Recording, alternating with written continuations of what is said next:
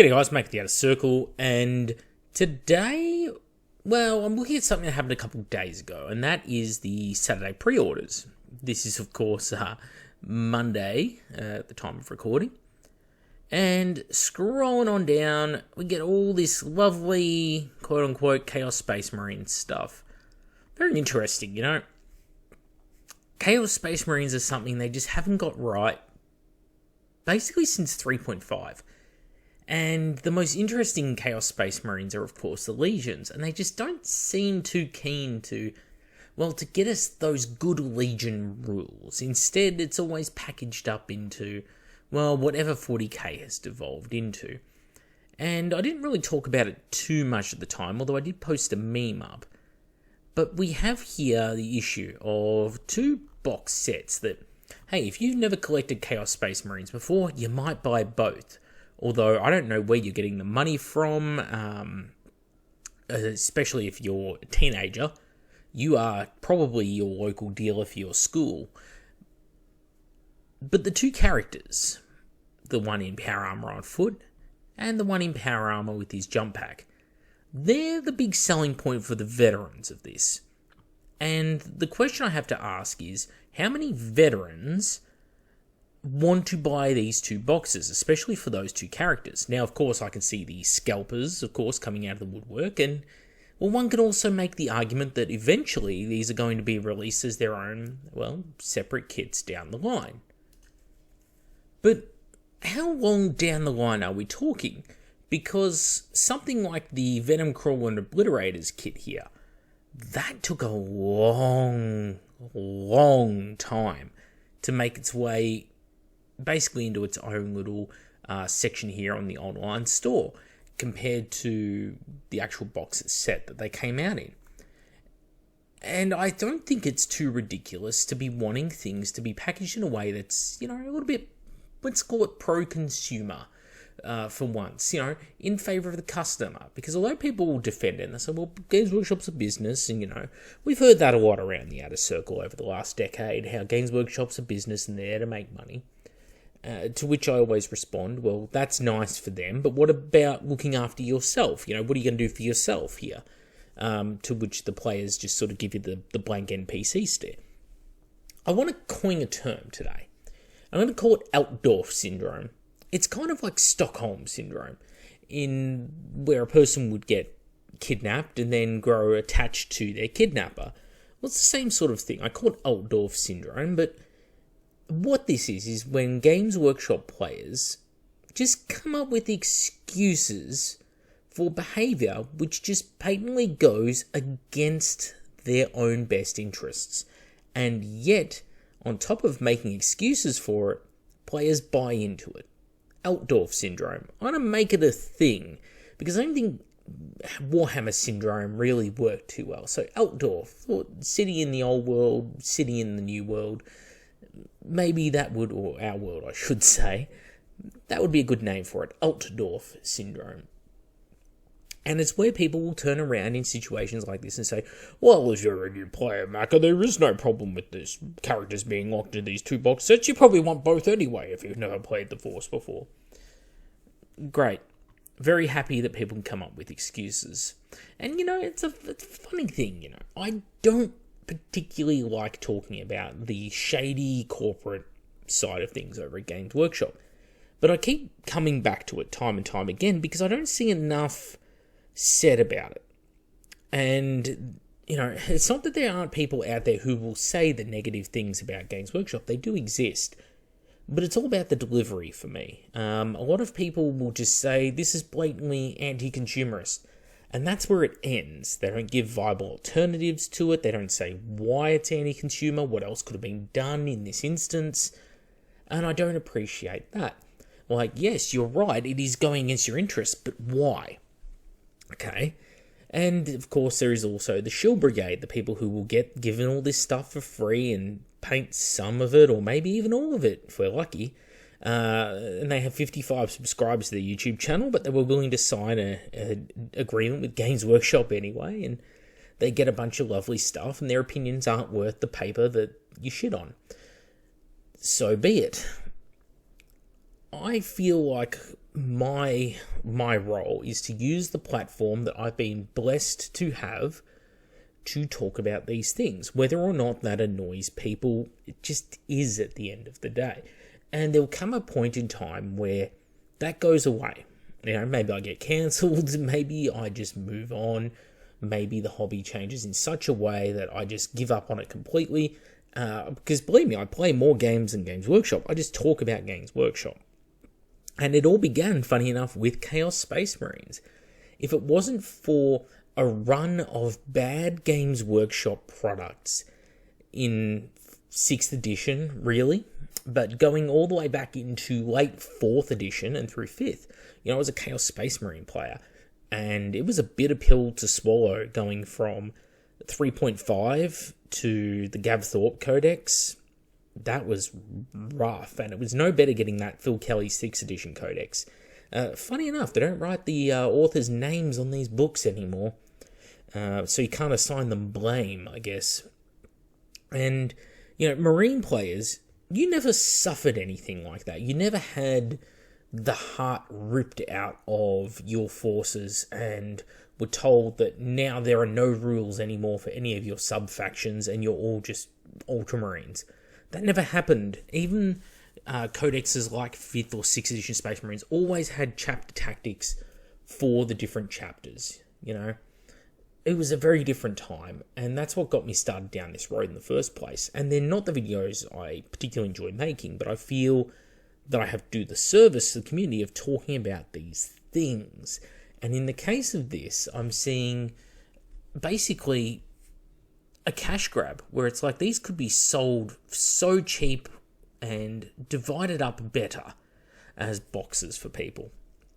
And instead what's happening is, it's being forced that if you want the good stuff, you've got to pay all this extra money and you've got to buy these 2 different sets of boxes. And yeah, sure, they'll make these characters individual releases, both the power armored guy who's got the jump pack and the one on foot. But at what point in the game are they going to do that? It's not going to be in a month's time. It's going to be in 6, 12, 24 months' time. I don't know, when's 11th edition due? September, probably, the rate they increase their releases.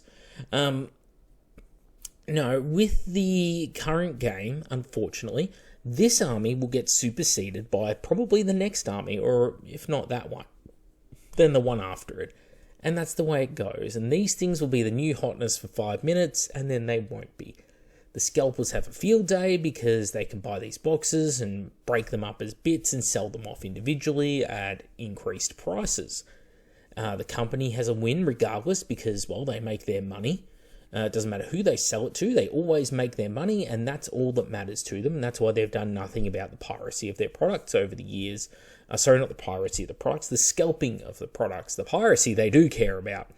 If you have anything that so much as resembles a Space Marine, they'll come after you, which is ironic from a company which stole all of their ideas from pretty much everyone else, whether it was Tolkien, Frank Herbert, whoever. You tell me Adeptus Arbites are not judges from 2000 AD comics. Go on, justify that one to me, Altdorf syndromes.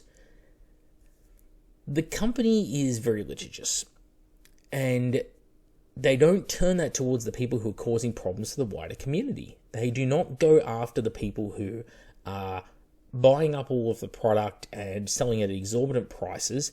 And the only time they sort of tried to attempt this, they gave it one crack, said, all right, we're going to cancel the pre-orders that we did on the Siege of Terror, End of the Death Volume 3 novels. And then they put them up for sale again a week later in the middle of the night. It was like 3 a.m. here in Australia, or 4 a.m. So Australians weren't getting it because they weren't told in advance that it was going to happen. And naturally, they all got scalped again. And you saw them going for £300 and £600, which is a lot of money in dollary dues, online straight away. And so we end up in this cycle that just keeps happening of people scalping and Games Workshop, putting together these kits or these sales in unfavourable ways. And it's curious to me when you, the community, the players, are going to do something about it. Many of you that watch the channel already have done something about it. You either have moved to 3D printing, or you've moved on. And many people have moved on, or they've moved to recasts. But even recasts is very hard when it comes to 40k in particular. You see, Horus Heresy recasts are fantastic. The game moves at a rate that makes molasses wince. And the people who are running the show with Horus Heresy don't seem to be too interested in actually doing anything to speed up the pace of releases for the system, at least when it comes to fixing all the botched rules that they were paid money to write and did such a poor job of.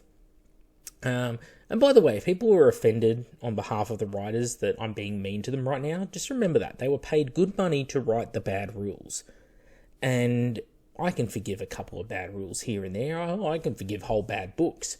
But when it's an entire edition of a game and it feels like there's two different games, the Toughness 3 meta running on with Solar Auxilium Militia and a Space Marine meta, and they're two different systems, and they do nothing to FAQ it or fix any of it in a timely fashion, at what point there do you say, no, this is beyond just basic negligence, this is advanced level 20 negligence going on here? I'm a big proponent of fire. Like, if I was running the company, there would be so many people fired, it's not funny. So be thankful that if you work for Games Workshop, I am not running Games Workshop. Because, yeah, the only metric I measure humans on, basically, is competence. If you are competent, you are good. If you are not competent, I will be ruthless. And yes, to get back on point though, these releases and being 40k, they do not tend to hang around long. The meta just moves too quickly in that game. Things are not balanced on release, which means very quickly you see a whole flurry of FAQs come out trying to correct the situation or overcorrect the situation.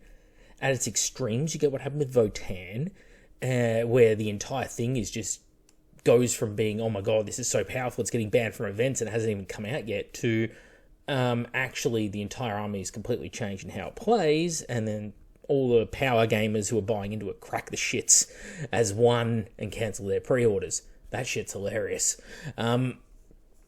That's one way it goes. Or the other it goes, the lesser of those two scenarios, is that just the army plays very differently a day after you purchased it, essentially. And by the time you've actually gone through the long process of, the models are more complex than they've ever been. And on the one hand, this is visually appealing. On the other hand, it's awful to build. Does anyone talk about that? I know I'm going off on all sorts of tangents today. I'm sorry, viewers, but no, I've had a lot on my mind lately, and I've been talking about subjects I don't really like on the channel, as you would have definitely gathered by now. So let me get it all out at once. Building miniatures like these are a pain in the ass. Take the Possessed Marine second up on the left here, right? This guy with the fire coming out of the skulls that form the nacelles in his backpack and these little horns running down the sides of his leg. Cutting that thing off the sprue and cleaning all the mold lines off it, that would be a daunting task. Not because it's hard, but because it's so bloody tedious. Games Workshop miniatures, and especially Chaos, has become very tedious over the years. It used to be there were 3 points on a Marine you clipped off. One under each foot and one on the top of the hips. You clipped those off and you had the legs. Then all you did was just ran the scalpel up the side of the legs. Shoom, all of the mold lines are gone. On Chaos Space Marines, though, with all the gold trim and the horns, and obviously it's a possessed model, it's busier than the average model, but with all the stuff going on there, I've got to go up the side of the leg, I've got to go around all of the horn, then up the leg, then around the next horn, then up to the kneecap, then I've got to do the upper thigh, and I've got to do the bits of gold trim, then I've got to repeat that process on the other leg and on the inside of the legs, then I've got to do the mold lines on the sides of the bloody feet, which are flesh, and it just takes forever. The models have become just very tedious. They're visually interesting, but they're very annoying to build, and you pay a premium for this. Whereas if I go to other miniatures companies, they've found other ways of moulding their miniatures. Sure, they're less dynamic, they have a lot less stuff visually going on, but they'll also come pre-assembled. For example, Cool Mini or not. if you buy Cool Me or Not games, excellent games like A Song of Ice and Fire, which I highly recommend if you like your formation moves with that side element of additional gameplay with cards and other accessories. Fantastic game. All the miniatures come pre-assembled in boxes which actually form the carrying cases for the miniatures. You can buy a separate carry case, or you can just carry them in the packaging they arrive in with all of their rules included. Fantastic. Games Workshop doesn't offer this, though. They offer you multi-part models that pretty much only go together one way. Like, you can't swap too many arms, you can't swap too many legs. Mostly it's one or two different weapon options for the one torso. It's pretty much what they are now. And they take forever to cut off the sprues. I have a bunch of the Slaneshi stuff for Age of Sigmar. Okay, I going back to old school Warhammer Fantasy, I was playing Slaanesh, and I took it up again in Age of Sigmar as one of my 3 Age of Sigmar armies, alongside the Nighthaunt and alongside the Maggotkin of Nurgle. They're the factions I play for the game. And building like the Blissbarbs, Seekers, and Slangors and that, it is an exercise and a half. And the bits are not very well laid out on the sprue for the person building them. They're well laid out for production purposes, as in getting everything molded correctly. But actually going through it, you can't just go, oh, these are all the legs and arms and head that match this miniature. Instead, you actually have to pull out the instructions quite frequently these days and actually match the numbers up, which is something I never had to do as a 12-year-old. As a 12-year-old, I could just look at it and go, yep, that goes with that goes with that, parts-wise. Now, no, it's an exercise of like, that specific head goes on that specific body. The shoulder pad is 2 parts. One goes over the front half of the chest and shoulder. One goes over the back half of the chest and shoulder. And although it looks very, very similar to this other shoulder pad, and the two are identical in size, we've changed the mold line slightly between the two, so they do not mate up. You have a very specific front and back half to the same size bloody shoulder pad. And you spend forever putting these fucking miniatures together. And then you got to paint them. And so it becomes a lot less enjoyable as a hobby because it becomes very tedious. And to get back onto the topic, by the time you've done all of that and built everything, your army's been changed. How it plays on the tabletop is different. Another codex has probably come along, the meta has moved, and many people forget that by the time you're financially stable enough to be buying into this hobby in bulk and buying armies at a consistent pace, you're probably mid to late 20s, if not early 30s.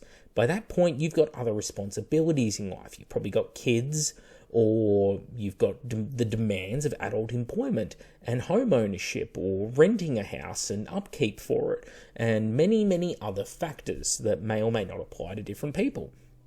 And all of these factors eat into the time that you have available. Even I get shortchanged on time. All throughout my 20s, I found time to do it all, and I had the drive to do it all. Now, I've never had better resources to do it all, but I'm a little bit time poor. Needing the right light, the right time of day, the right conditions for painting and all that. And also the motivation to do the painting. And if I'm a little bit time poor, and I don't have kids yet, soon, but not yet, if all goes according to plan, then what are the people who have 3 kids and work a full-time job, how are they finding the time to build and paint these armies within a timely fashion? They're getting it done, they're building and painting the armies, but by the time they've done it, the meta has moved on.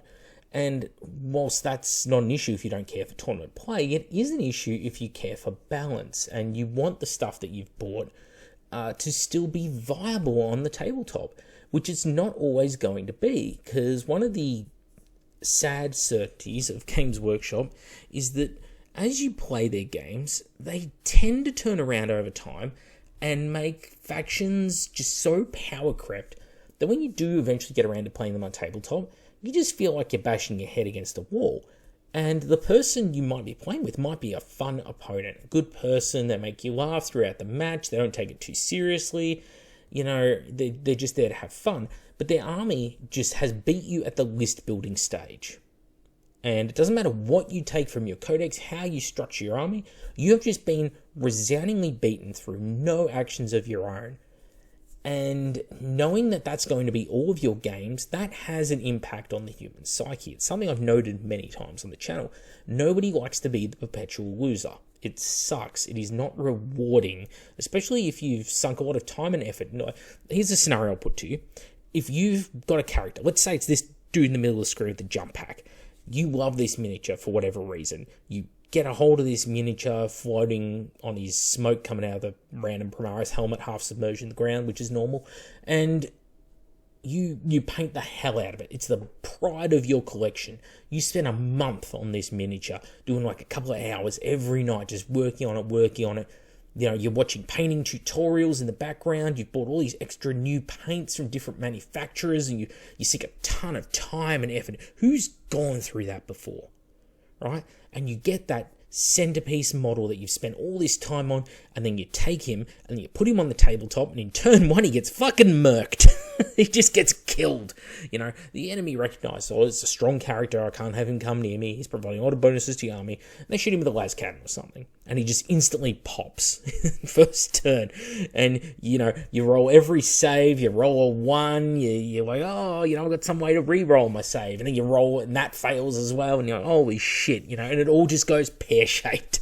It's happened to us all. I'm sure it's happened to us all, right? I've had Korax cut down by red butchers in Heresy 1.0. Cat absolutely slaughtered the Primarch once. I was like, well, sucks for Korax, right? These things happen. Bad luck happens, and, you know, if that was your first time out, the maiden voyage in the miniature, you were so looking forward to it, you've got these dreams in your head of he's going to fly across the table, and he's just going to carve through the enemy army, and then, bam, absolutely gets annihilated turn 1. You haven't even moved him yet. He just existed for the deployment phase, and then he was done. Right? That's not enjoyable. We can laugh at it because I can laugh at it because it's happened to me many, many times over the years. You know, I can laugh at it now, but it's fucking miserable when it happens. Now imagine that's every model in your army and that's every game. All right? Nobody wants to go through that. And unfortunately, I think for the many people, that's the reality of 40k at the moment. Now, what can you do about it? Well, unfortunately, there's not a lot we can do because of the Altdorf syndrome that I mentioned earlier. Games Workshop has never listened to the fans, right? I had a petition with basically, you know, I think 9,000 people, better part of 9,000 people, maybe a little under, turn around and said that the regional pricing structure of Forge World was egregious and didn't make sense, and it was, you know, it doubled the cost of many units overnight. And they didn't even respond to that. Not even the courtesy of, we hear you, but our hands are tied. They couldn't even do that, right? It would take a huge amount of the community at once, and I mean huge, like 80% of players, all just stop purchasing. And then said, we're not going to purchase again until you write good game systems, which are balanced from the get-go. Because it can be done. It can be done very easily. We know this because so many other companies do it. And not even huge companies. We're talking individuals can do it. Teams of 2 people will write completely balanced game systems that contain hundreds of miniatures. So a company with the supposed resources of Games Workshop should be easily able to do it. They don't, because they don't see sinking those resources in as going to give them any return financially, which is a sound business strategy, one of the few that they actually have. But the thing is, it screws over players and basically doesn't incentivize long-term customer loyalty, because you're going to get screwed over long-term, so why hang around for it? If everyone got together, got on the same page and said, lower your prices, you're charging too much, and fix the way you write your game systems, they would. But unfortunately, people tend to boycott in 1s and 2s and dribs and drabs, and nothing ever comes of it. So I'm going to launch an initiative soon within the community, not about trying to fix Games Workshop, but to try and fix ourselves a little bit. I think I'm going to call it Building Better Hobby. And we'll talk about that in coming episodes.